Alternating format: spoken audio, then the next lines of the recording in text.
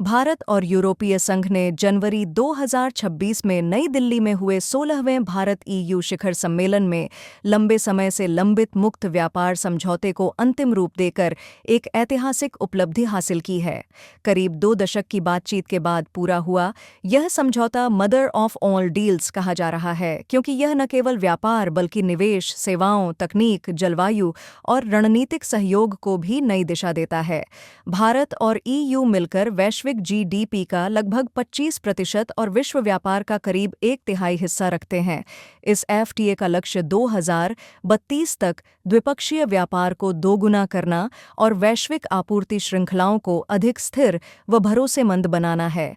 Bharat EU FTA एक व्यापक और आधुनिक व्यापार समझौता है, जिसके तहत वस्तुओं पर टैरिफ को बड़े पैमाने पर घटाया या समाप्त किया जाएगा, सेवाओं के व्यापार को उदार बनाया जाएगा और निवेश को बढ़ावा मिलेगा।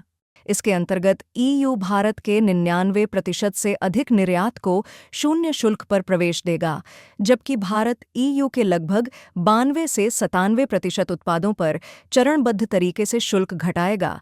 इससे वस्त्र, परिधान, चमड़ा, जूते, रत्न एवं आभूषण, समुद्री उत्पाद और हस्तशिल्प जैसे श्रम प्रधान क्षेत्रों को बड़ा लाभ मिलेगा।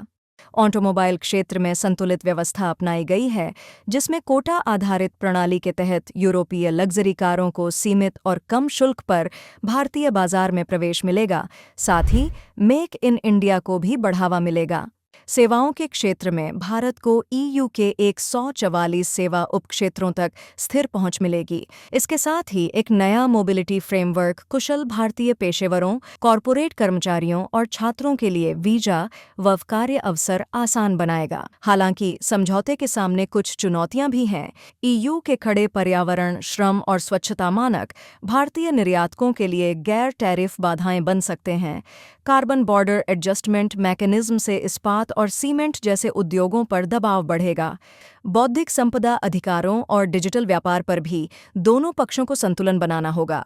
इसके बावजूद यह एफटीए भारत के लिए निर्यात वृद्धि, रोजगार सृजन, विदेशी निवेश और वैश्विक मूल्य श्रृंखलाओं में मजबूत एकीकरण का बड़ा अवसर है।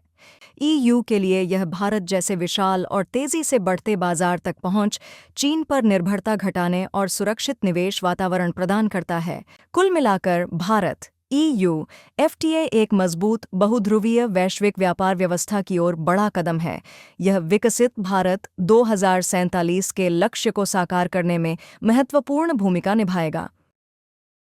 अगर आपको यह जानकारी पसंद आई हो तो कृपया इसे लाइक करें, शेयर करें और चैनल को सब्सक्राइब जरूर करें। और जाते जाते इस प्रश्न का उत्तर कमेंट में बताइए। प्रश्न: भारत ईयू एफटीए में भारत को कितने ईयू सेवा उपक्षेत्रों तक पहुंच मिलेगी? ए 50, बी 102, सी 144, डी 200।